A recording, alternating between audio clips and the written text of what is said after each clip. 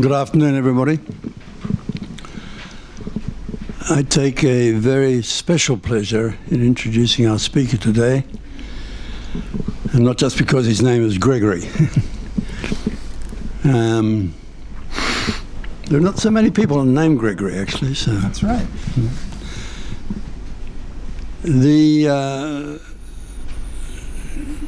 Can I call you Doctor, Professor? Which you may call me Gregory. Okay, thank you.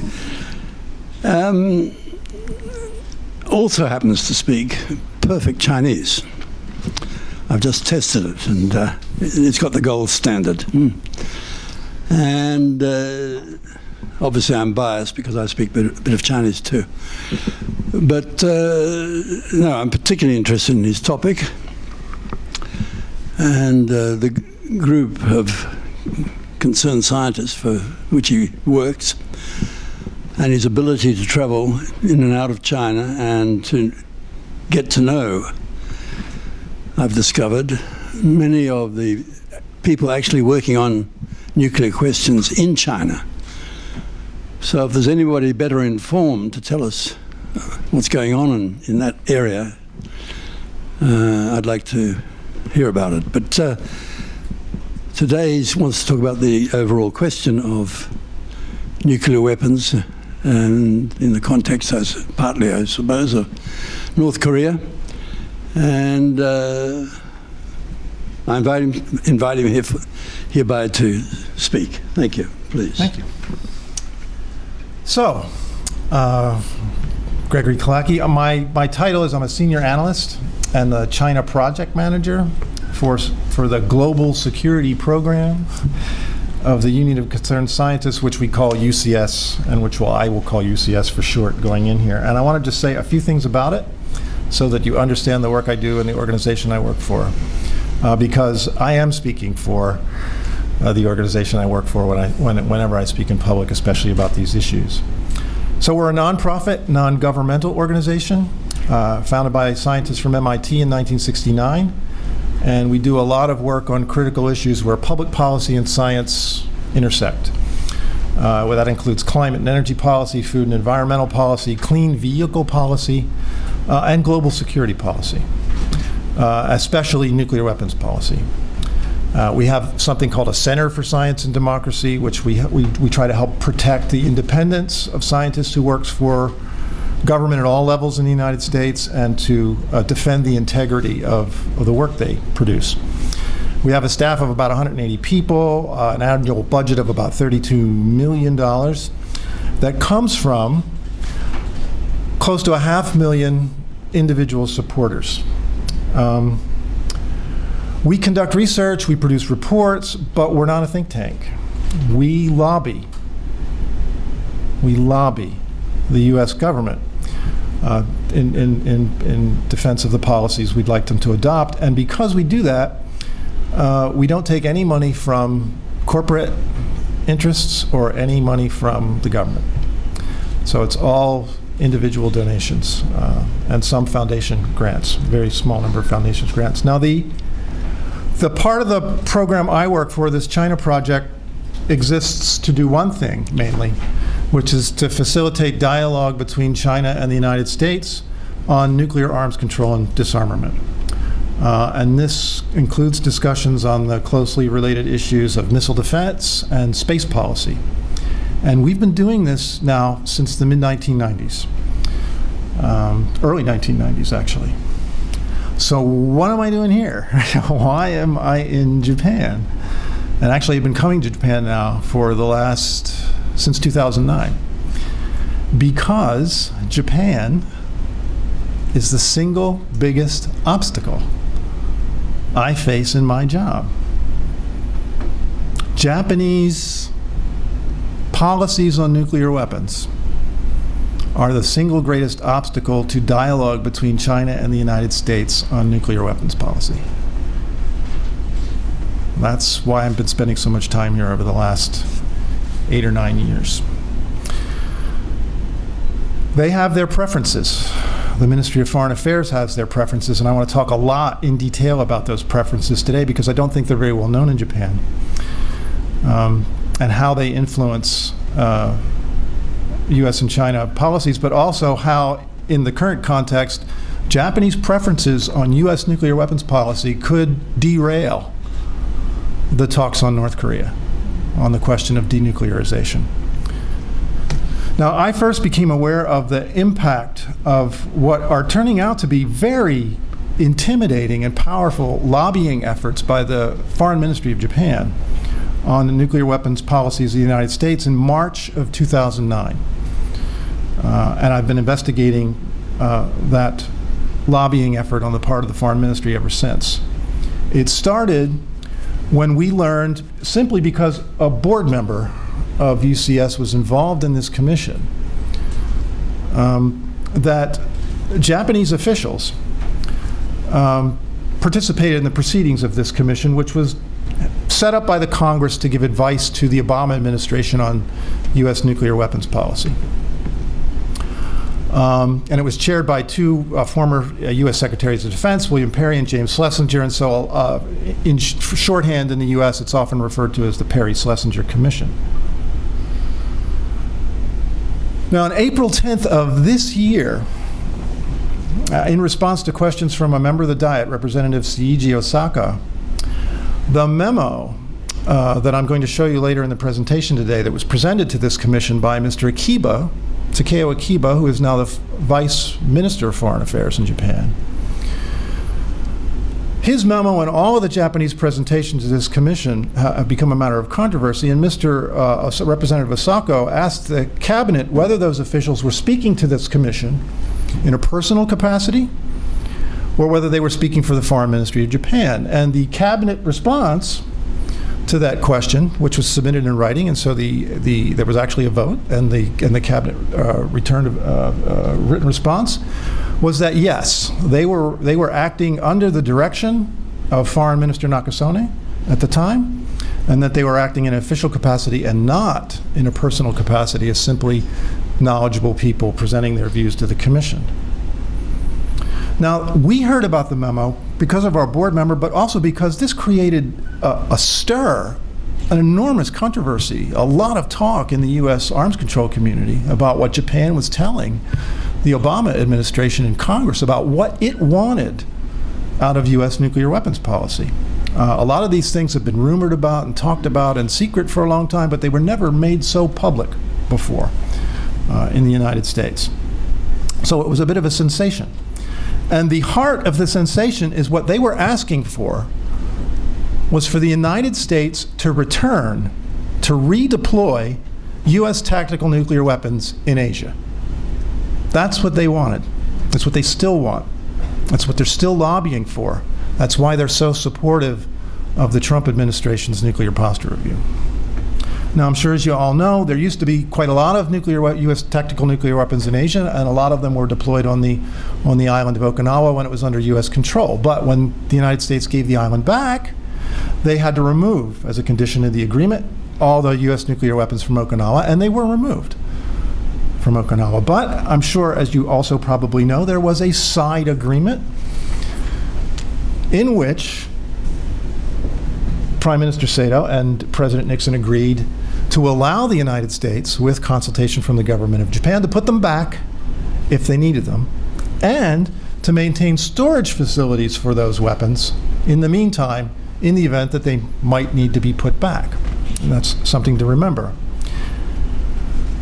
Now, after the Cold War and in the early 1990s, when we were trying to de-emphasize the role of nuclear weapons in U.S. security policy, President Bush, the best disarmament president ever, and probably made the most significant contribution to nuclear arms control of any human being in the 20th century, in my opinion, withdrew all U.S. nuclear tactical weapons from Asia.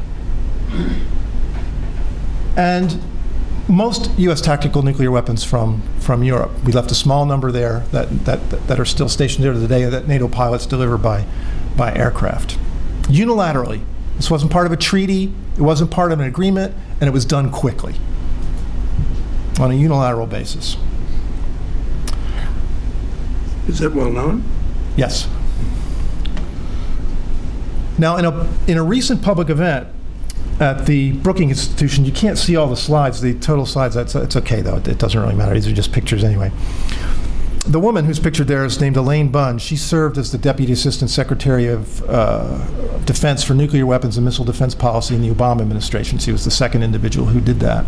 She said at this conference that when President Bush did that in 1991, the Japanese Foreign Ministry opposed.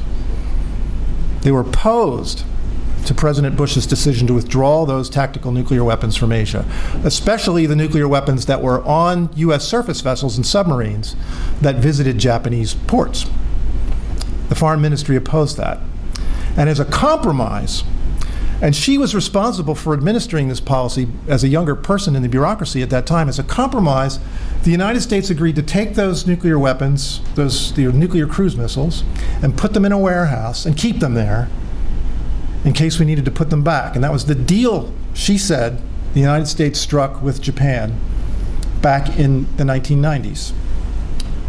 Now, when the Obama administration came in, you know, he got the Nobel Peace Prize, and there was a lot of talk about what he was going to do for, you know, disarmament, and he talked about this in the campaign. Senator Lugar was who was instrumental in the arms control negotiations with the Russian, was a supporter of Obama a Republican of Obama during the campaign against McCain in 2008. There was a lot of expectations about disarmament from President Obama, and the Japanese Foreign Ministry was terrified, not happy about what Obama might be planning to do in terms of reducing the role of U.S. nuclear weapons in U.S. national security strategy. And they lobbied the Obama administration for their preferences. You can see here that on Clinton meeting with Nakasone and Obama meeting with Aso, and this was in February of 2009. Obama was talking about eliminating first use options, declaring that the sole purpose of U.S. nuclear weapons were to prevent nuclear attacks on the United States. And obviously he was de-emphasizing the idea that the United States was going to use nuclear weapons for warfighting or use tactical nuclear weapons. And he was talking about permanently getting rid of those nuclear cruise missiles that the United States were storing in a warehouse because Japan didn't want us to throw them away in 1992. And the day after that handshake with President Obama, Mr. Akiba, who was then working in the U.S. Embassy in Washington, submitted this memo, which we're going to go through in some detail now here, to this congressional commission. There's a copy of this on a website, which Masa has the address for, Masa's website, where you can download it and take a look for it yourself if you'd like to look at the details. So you can see that this document, which is not Mr. Akiba's personal opinion, but reflects the views of the Foreign Ministry. Mr. Akiba had only been working in the embassy for a month before he made this presentation to the commission. He talks about the Nakasone meeting on the 17th with Clinton, where Clinton said, we're reassuring Japan about the strength of our nuclear deterrence guarantee for Japan. And then it references the meeting the day before with Prime Minister Aso, where President Obama reassured the Prime Minister of the U.S. commitment to the defense of Japan and extended deterrence and stated its nuclear deterrence as the core of Japan-U.S. security arrangements. Now, this is where actually this is probably a problem that we can't see the whole thing, but I'll just walk you through it. This document contains a list of the things that the Japanese Foreign Ministry wants. And they talk about flexibility, credibility, promptness, discriminating and selective nuclear weapons, stealthy nuclear weapons, demonstrable nuclear weapons, things that we can ride around and show everybody we have. And the idea was that if the United States rattled these nuclear weapons in Asia, it would somehow dissuade the Chinese, which is who this is targeted at, from modernizing their own nuclear, that they would give up, that they would surrender in the face of this presence of U.S. tactical nuclear weapons in Asia and not further modernize their forces. If you look at some of the things that they're talking about, they want to use nuclear weapons for almost everything, to prevent almost everything. deep and hardened underground facilities, right? This idea that you can fire a nuclear weapon deep into the ground somewhere, blow it up, there'll be no consequences, no radiation, nothing will leak out. The Bush administration had talked about a weapon like this. It was called a robust nuclear earth penetrator that could somehow go way down into the ground, explode, burn up all the chemical weapons, and leave no trace on the top of any, which is, that's cartoonish. It's a Bugs Bunny. I mean, first of all, nothing on Earth can penetrate that far into the ground, and the idea that you can light up a nuclear weapon underneath of the ground and somehow there's not going to be any leak of radiation to the outside, it's just nonsense. But this is what they're asking for, because the Bush administration was talking about this. They want things to meet movable targets. They want to use nuclear weapons to defend against cyber attacks. They want to use nuclear weapons to defend against any satellite attacks, right? And then the last one, this anti-access, anti-denial capabilities. Whenever you see that phrase, it equals China. This phrase emerged in the US military vocabulary as a way of describing what they thought China's strategy was in the Pacific. It's now been broadened beyond China, but in the original time, at the time of this document, this is a reference to China. And then they talk about that nuclear cruise missile, which was called the TMN, the one that was stored in the warehouse that we had promised to keep in 1992, because Obama was talking about getting rid of it. And they said, well, if you get rid of it, we want to know what you're going to replace it with. These are demands, almost, that the Foreign Ministry is making of the United States regarding its nuclear weapons policy.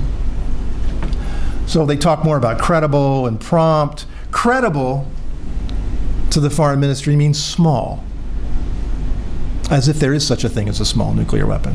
What we call low-yield nuclear weapons today are the things that they dropped on Hiroshima and Nagasaki in the tens of kilotons range, right? Most of the nuclear weapons we have are hundreds of kilotons. Some are megatons, thermonuclear weapons. And the idea is that if it's a small nuclear weapon, somehow the threat to use it is more credible, because you can't use a big nuclear weapon, nobody's going to believe you'll use it. But if you threaten to use a small one, that's more believable, more credible. Prompt means they want them close to home. Prompt means, for the Japanese, I want them in my neighborhood, right? I want them sailing around in Asian waters or flying around in Asian airspace, not buried in a submarine somewhere deep in the middle of the Pacific Ocean, even though that one has a better chance of getting to the target faster than the ones on the airplanes or the submarines, but we'll just leave, we can leave that aside, right? Discriminating and selective, right? Discriminating here means humanitarian to the Foreign Ministry. The Japanese Foreign Ministry is talking to the United States about the humanitarian use of nuclear weapons. As if somehow, if it's small, there won't be a lot of civilian casualties from a humanitarian use of nuclear weapons. And then they talk about stealthy, right? They talk about other specific instances, which are important to consider in the North Korean context, which is this deployment on B-2 and B-52 bombers out of Guam.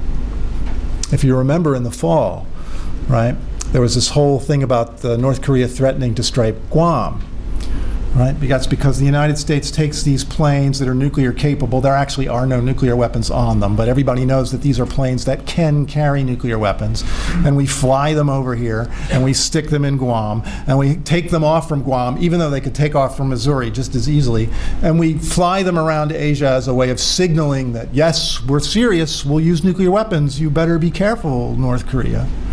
And North Korea was offended by that, which is why they were making these threats against, to missile strikes against Guam. This is what the Japanese are asking for here. And sufficient, right? Sufficient means a lot. Obama was talking about very deep cuts. Our organization, which wants to eliminate nuclear weapons, was recommending that we could go down to, and General Cartwright, who was the former commander of the Strategic Command in the United States, agreed with us and signed on to a letter agreeing with us. The United States, if the sole purpose of our weapons was to prevent a nuclear attack on the United States or our allies, we could cut that down to 300 just on submarines, like the English and the French have. And that would be fine for serving that purpose of deterring a nuclear attack on the United States. 300 nuclear weapons on a submarine can take out 300 of the world's major cities. It's enough. But Japan wanted more. They didn't want Obama to go below 1,000, which is what the Obama administration was considering. And they said, if you do that, President Obama, please talk to us first. We want to be consulted before you announce any reduction in numbers below this 1,500 number that was agreed to in the New START treaty. And by the way, 1,500 is the ones that are ready to go and deployed. The United States has another 3,500 of them sitting in storage. And another 4,000 it could upload if it wanted to. We have 9,000 or so nuclear warheads. The Russians have about the same number. So this is what the Japanese Foreign Ministry is asking. And there's one last thing about this memo that's most controversial because it's not in the Japanese language itself, but it's notes on the copy of the document that UCS obtained that were written by a member of the Commission staff. Again, this is also, you can download this if you want to take a close look at it. And this is a conversation between James Schlesinger, one of the Commission co-chairs, and Mr. Akiba, who was the one who presented it and who was giving the oral testimony or communication in the meeting that day. And they talk about China being a threat, and then Schles, which is Schlesinger, again, these are notes, so it's shorthand, talks about Japan-NATO distinction regarding on-land nuke capability. And what does that mean?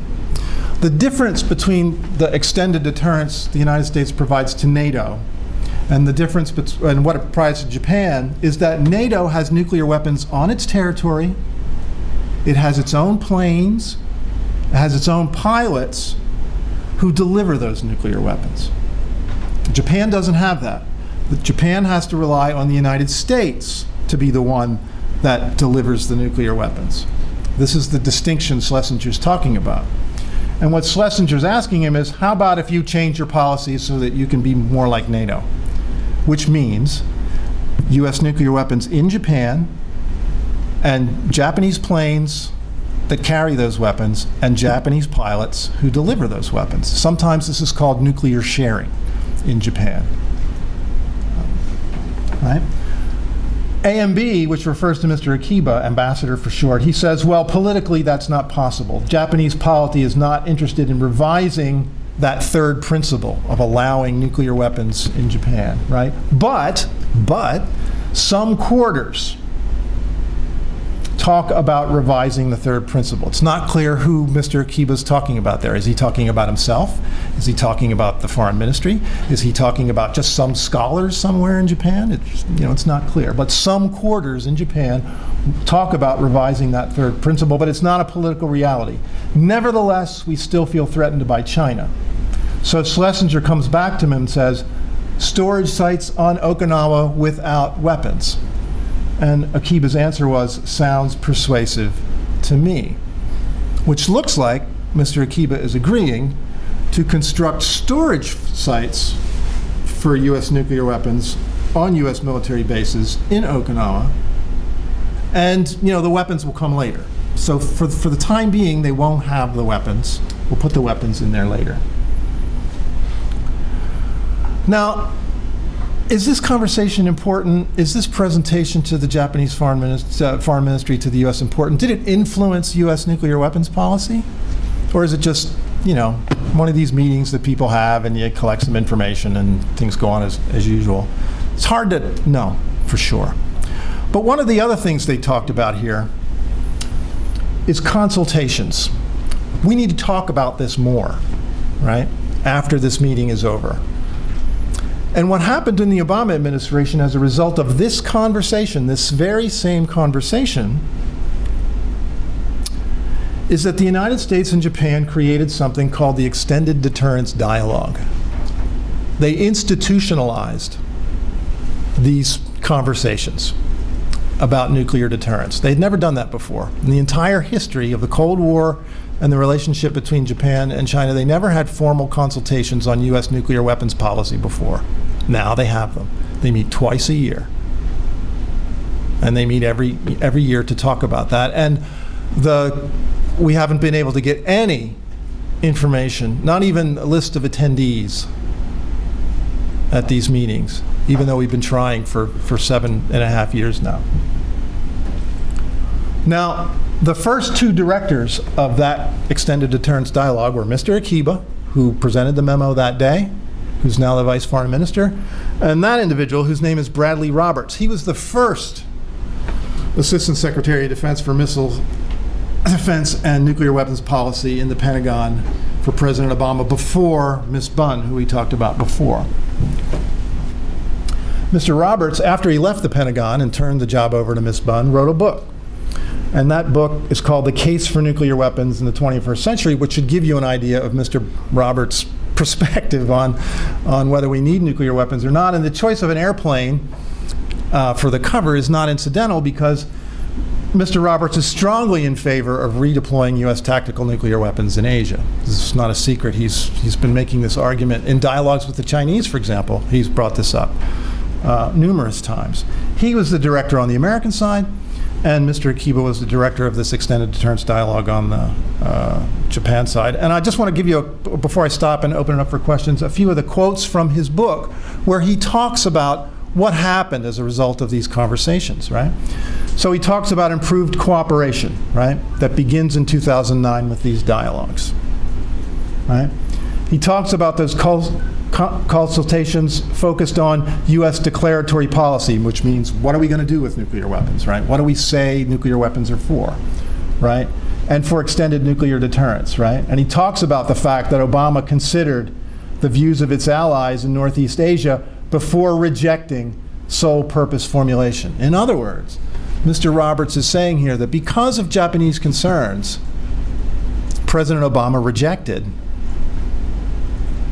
the idea that the United States should have a no first use or sole purpose doctrine. So the Japanese Foreign Ministry lobbied the U.S. government officially to not have a no first use policy. That's the implication of Mr. Roberts' comments here. Right? And on what kind of nuclear weapons we should have in Asia, you can see he talks about the Obama administration carefully considered the views of its allies in Northeast Asia, right? Before it retired the Tomahawk cruise missile. And it gave the Japanese what they asked for in that meeting. Well, if you're going to take those things in storage and get rid of them, you need to give us something else. And he gave them something else. He gave them modernized dual-capable aircraft, which means aircraft that can carry conventional weapons or nuclear weapons that are globally deployable. In other words, that can be moved into Asia. So U.S. aircraft that can carry nuclear weapons that can be deployed in Asia. That was what the Obama administration granted the Japanese Foreign Ministry in exchange for retiring the old nuclear cruise missile. Right? And he talks more about capabilities, right? Why those aircraft are important, because it signals shared resolve, right? It proves to everybody that we'll actually use these things, the kinds of things the ministry was asking for, credibility, right? Right? Not only that, unlike the Trump administration, Obama was personally engaged. Obama wasn't sitting in the White House and all this was going on below without him knowing about it. He knew exactly what was going on, was following these conversations between Japan and the United States very closely, and took the considerations of the Japanese Foreign Ministry very seriously, right? And, he issued written guidance to the U.S. military, right, reaffirming the role of nuclear weapons in extended deterrence, and that there needed to be a wide range of options, just what the Japanese were asking for. All those different things that they listed, these capabilities in their memo, we gave them the wide range of options they were asking for. And, importantly, at the bottom, the capability to deploy nuclear weapons in the region. In other words, the capability to bring U.S. tactical nuclear weapons back into Asia. President Obama agreed to this. Right? So, in a time of crisis, non-strategic delivery systems is now what they call tactical nuclear weapons. Right? And at the very close of this discussion of this section, he talks about an Australian analyst named Rod Lyon, who wrote a book on how Asians and allies consider the needs of nuclear weapons somewhat differently than U.S. military planners do. And he talks about this idea of allies who are looking for some concrete evidence that U.S. warheads appropriate to their needs exist within the U.S. nuclear arsenal. And what they're getting at there is this idea of these small, low-yield nuclear warheads. And that is why Mr. Kono was so enthusiastic about the Trump administration's nuclear posture review. Because the Trump administration takes what Obama gave Japan and triples it, doubles down on it. Not only are they going to build a whole new submarine launch missile, right? They're going to have all these new low-yield nuclear options that the United States can use and redeploy in Asia.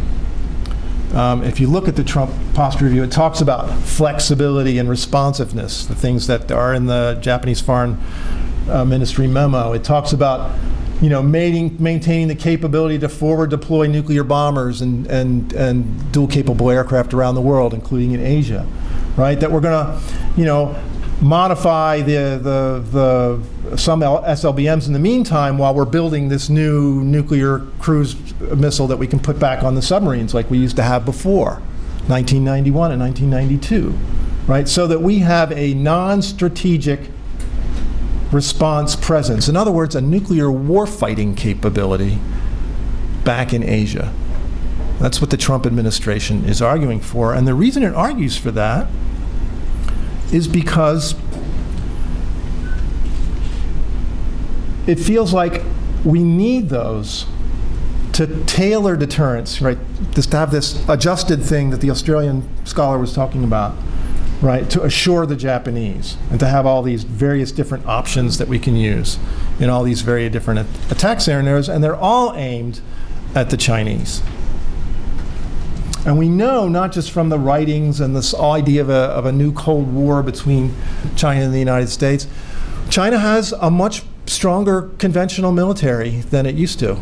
China only spends 2% of its GDP every year by law, or policy really, since 1988. It's never changed. If you look at the arms control data from SIPRI, which is the most objective external evaluator of these numbers out there, 2% of GDP since 1988, but Chinese GDP today is a lot bigger than it used to be in 1988, and so their military capabilities are quite significant, and the United States military is no longer confident that it can win a conventional military conflict in certain scenarios with China, and it wants to have the option to use nuclear weapons, small nuclear weapons first, if a war breaks out between China and the United States. Now, we know that it's become an obstacle in arms control talks because this fellow, Brad Roberts, the guy who wrote the book and the guy who was the head of the dialogues with Akiba, right, gave a large speech about the success of these dialogues at the Stimson Center after he left the Pentagon. And he says, in the context of a very interesting 2-hour talk, and Brad's very good on these issues. He's been involved in these for a long time, and he knows all the people involved, and he knows all the details very well. We disagree on policy, but he's an incredibly good analyst. And he basically says that in the talks between the U.S. and China, which we try to facilitate and which he's been a part of and is still a part of on an official level, the Chinese want something from the United States. And the United States wants something from China. The United States wants China to be more transparent about what they got, how much more they're going to make, and what they're going to do with it. And the Chinese want one thing from the United States. Well, actually, they want two things, but they want an assurance that the United States admits that it's vulnerable to Chinese retaliation. In other words, the Chinese are asking for, would you please admit to us that you are vulnerable to a second strike from China? And the United States refuses to give them that assurance. The other thing they want from the United States is a no first use pledge, that they won't use nuclear weapons first. And that doesn't have to be public, by the way, and it doesn't have to be for everybody. It just needs to be for China. But we won't give them that either. We won't promise not to use nuclear weapons first. And Brad, in this talk, explains that the reason the United States will not give that assurance to China, even though everybody knows it's true, is that Japan will not be happy. Japan cannot accept the idea that the United States is vulnerable to Chinese retaliation, and they have made that known to the United States, and the United States is respecting that Japanese request and therefore will not give that promise, ever, Brad said, in very stark, dramatic, strong terms to the Chinese. So if we're going to talk, we have to talk about something else. And the Chinese are like, well, if you're not going to admit that you're vulnerable, what else is there to talk about? There's nothing else to talk about.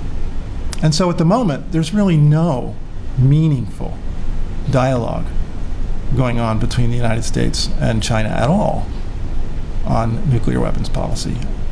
So until we get the Japanese Foreign Ministry to lighten up, to reconsider the effect of its insecurities on the larger nuclear weapons picture, the disarmament process is stuck. It can't go forward. And I had some more that I was going to talk about, but I think I'll leave it there, which is enough, I guess, and open it up for questions.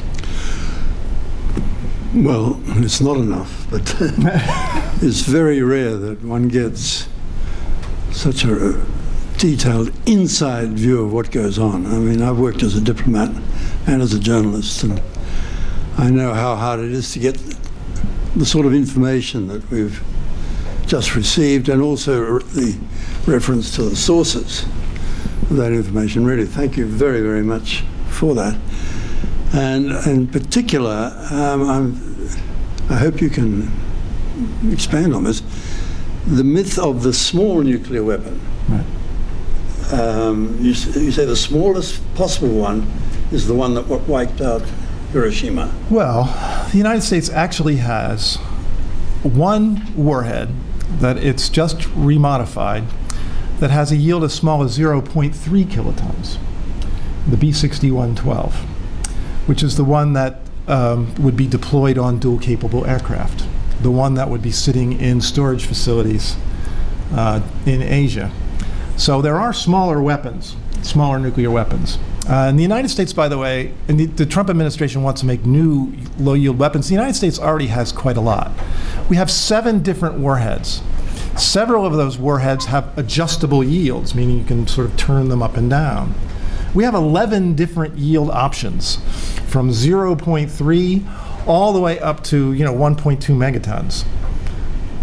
I don't know what new options the Trump administration imagines it needs, but the ones it's talking about, this missile that it wants to change take the secondary out of the strategic missiles on the submarines and just have a primary, that's about 6 to 10 kilotons, which is the size of a Hiroshima-type bomb. And that's the first thing they want to use to substitute for making up for the low-yield options that they don't have in Asia, which is why I use that figure.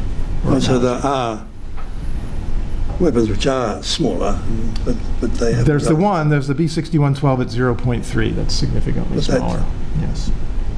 No, because when I was in Moscow, there was a joke that, comrade, we have a nuclear weapon so small we can put it in a suitcase and you can carry it to New York and threaten the United States with nuclear devastation. To which the other comrade replies, yes, I know we have that weapon, but the problem is, where can we get the suitcase? Anyway, that was in the bad years of the Cold War. I apologize for the small audience, but I will see a camera up there. Mm-hmm. And so all this information is being streamed to other people outside who are interested. Wow, so feel that you're talking, your words have import. They certainly have to me. And let me throw the the conference open to questions, please. No questions?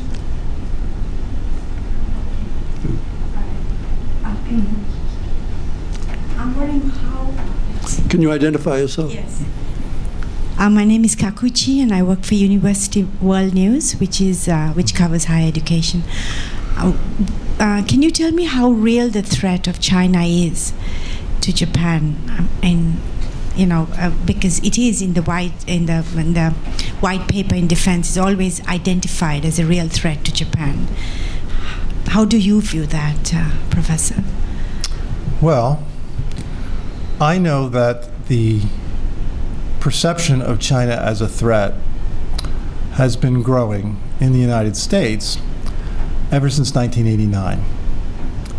And it wasn't anything militarily that China did, but it was the shooting of unarmed demonstrators in the streets of Tiananmen that changed what had been a favorable U.S. policy in the 80s, where we had Deng Xiaoping on the cover of Time magazine twice as the man of the year, talking about democracy in China. Orville Schell wrote a book called, The Democratization of China. There was all this fervor about China joining our side against the Soviets in the Cold War, and all that changed in 1989. And then, of course, you had the changes in the Soviet Union shortly after that.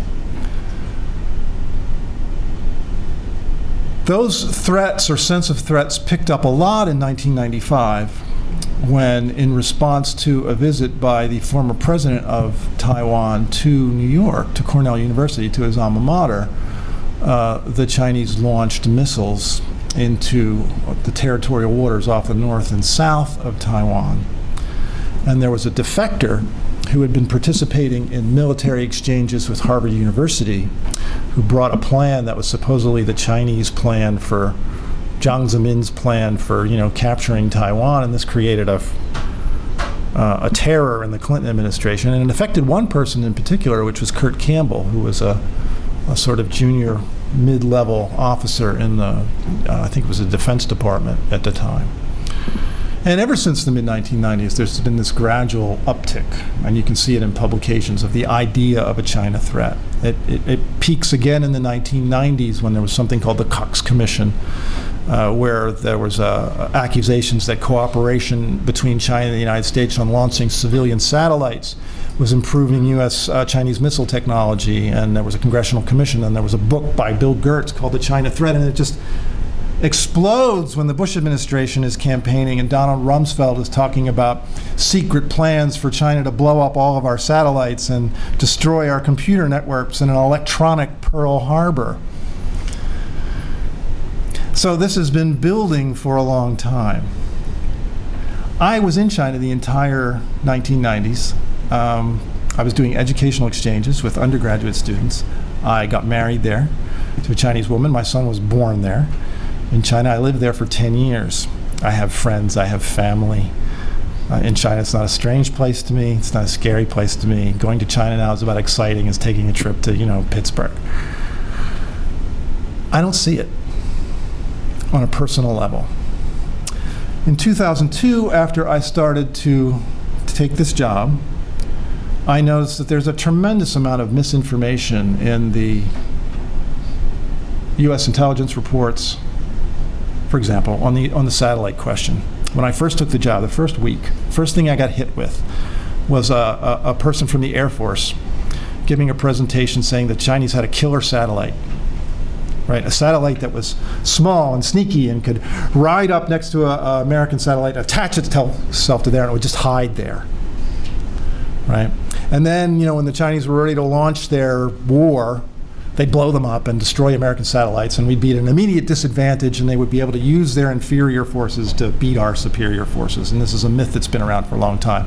And I looked into it, and this came from a blogger, some Chinese blogger. Back then they were bulletin boards, right? It was just nonsense, right? And this had been floating around for months. And I could tell you lots of other stories about this. One of the reasons is that we don't have qualified Chinese linguists in our defense and intelligence system. And it's not because they don't want to be qualified, it's because they do a little Chinese in college, they take these jobs in the intelligence agencies, they can't talk to another Chinese person or go to China for the rest of their lives, for understandable reasons. But they can't develop their language skills. So they mistranslate things, they rely on computer translations, there's all kinds. So we don't have a good assessment of, so I think a lot of the threat perception comes from misinformation and distorted information. China does have a larger military. China has serious military conflict issues with the United States over one thing in particular, which is Taiwan, which they will not, I assure you, back down from. They'll suffer everything, their entire economy, for the sake of maintaining their position on Taiwan, which I think is something the United States doesn't appreciate as much. Only because if any Chinese Communist leader were to concede on that question, it would be the end of the Chinese Communist Party's ability to rule the country. So in that sense, there are tensions, there are conflicts. We are adversaries in that sense. But this idea that they're out to take over Asia or dominate the South China Sea or have these grand global ambitions, it doesn't ring true to me personally, based on my personal experience interacting with people. In terms of Chinese militarism and nationalism, there's a lot of propaganda. It's on television. I'm sure you've seen a lot of it. You talk to any senior Chinese military officer, not a single one of them believes they've got a good chance of winning a war with the United States. They don't have very high estimations of their own military capabilities at all. They're not confident at all that they could win a conventional confrontation with the United States military. So from their point of view, they're not even strong enough to be a serious threat to the United States or its allies in Asia at the present moment. So it's a long answer, but you asked for my personal assessment. That's my personal assessment. Thank you. That was very interesting. I take your point particularly about Taiwan. It's very hard for other people who are not involved with China to really understand why Peking is so obsessed about Taiwan. But if you do study China, you can inevitably come to that conclusion, I think. Are there any other questions? We have a chance. We've got a gold mine in front of us. Start digging. There's a lot of information there. Yes, please. Thank you. I'm from the Asahi Shimbun.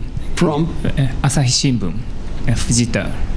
Yes. I'd like to ask about the commission, congressional commission in 2008 and 2009. Now the Japanese government refuses to explain what was discussed at the U.S. Congressional Commission in 2008 and 2009 because they say, Japanese government says those meetings were closed. So how do you see this kind of attitude of Japanese government? So this commission, ironically, really, was organized and administered, let me see if I can put by the United States Institute of Peace. If you know anything about the history of the U.S. Institute of Peace, it was created in the Reagan administration during the height of the anti-nuclear movement, when we were talking about redeploying medium-range missiles in Europe. Mark Hatfield of Oregon was one of the champions of it. It was supposed to be a peace college. More distinctly, maybe. Yes, it was supposed to be a peace college. So the U.S. Institute of Peace has all the records from this commission proceeding, notes, conversations. There's probably no transcripts, but we don't know that. And in order to make sense of those notes and this document, we need a lot more information. And the United States Institute of Peace is refusing to release that information. They say they won't release that information because they promised the foreign ministry they wouldn't do that. The foreign ministry is telling members of the Diet that they can't discuss the matter because the United States Institute of Peace won't release the information. And we're caught in this trap where the one side says it's the other side's fault, and so no information is released. we're trying to figure out a way to break that, but it's proving to be a lot more difficult than I anticipated. This is not a government agency. It's a non-governmental organization. They don't have any right to withhold this information. I mean, there's nothing classified or technical that was discussed here. These weren't, classified proceedings. So it seems to me that if a member of the Japanese legislature asks for information that his government gave to Commission on the United States Nuclear Weapons Policy that was advising President Obama, the Japanese Diet member should have a right to that information that is higher than any right the U.S. Institute of Peace might have to keep those records private, especially since no classified information is being discussed here. These were not classified hearings. And it's a public organization. It's not, Yes, please.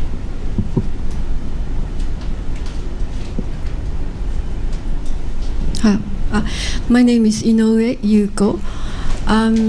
You said Japan Sorry, is... which organization? I'm a freelance. You said Japan is the single biggest obstruction to the Japan-China disarmament talks. China-U.S. nuclear talks, yes. China-U.S., yes. What do you want Japan to do? What do you think Japan should do? Well, I think Japan has anxieties about China, that's clear. And there are complicated reasons for the tensions between China and Japan that go back to the war and people's attitudes about the war and prejudices, and you have these territorial disputes in the East China Sea that have of the Senkaku Islands or the Diaoyu Islands that have come up in the last couple of years. And you have a growing Chinese military and a shrinking Japanese military. And you have a growing Chinese military that has the appearance, at least, of being able to challenge the American military, which clearly there's reasons for anxiety, there's reasons for concern.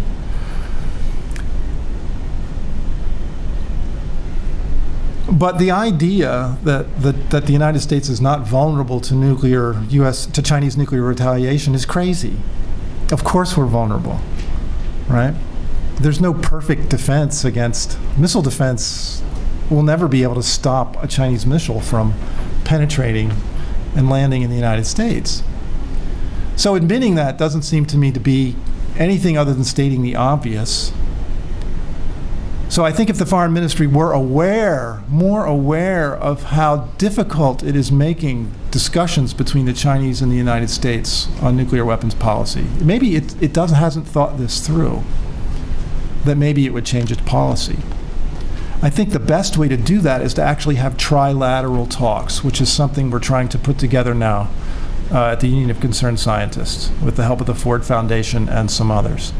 So where Japan and China and the United States can sit in the same room and talk about this problem.